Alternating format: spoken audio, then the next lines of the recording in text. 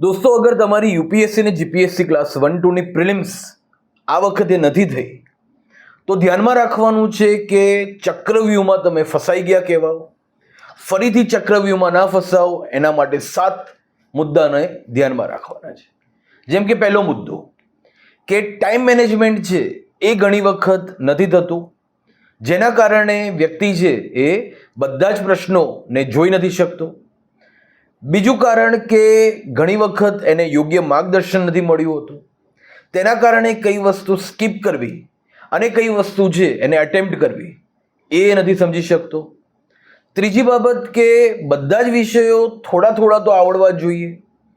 ઘણા વિદ્યાર્થીઓ જે એક વિષયને છોડી દેશે તો એને સમસ્યા આવશે. ચોથી બાબત કે પીવાયક્યુનું એનાલિસિસ. મેં જીપીએસસી 1-2 ની પ્રિલિમ્સ પહેલા છેલ્લા ટ્રેન્ડ મુજબનું એનાલિસિસ કરાવ્યું હતું. જે વિદ્યાર્થીએ વિડીયો જોયા હતા એમને ચોક્કસથી ફાયદો થયો. પાંચમો મુદ્દો કે જે પણ ચેરમેન હોય, હાલમાં યુપીએસસીના ચેરમેન છે અજય કુમાર, જીપીએસસીના ચેરમેન છે હસમુખ પટેલ સાહેબ, એ બંનેની જે પદ્ધતિ હોય એ પદ્ધતિને પણ તમારે આત્મસાત કરવી ફરજિયાત છે. છઠ્ઠો મુદ્દો કે કરંટ અફેર્સ છે એ પણ ઘણી વખત ન કર્યું હોય તો પણ તમારું સિલેક્શન નથી થતું.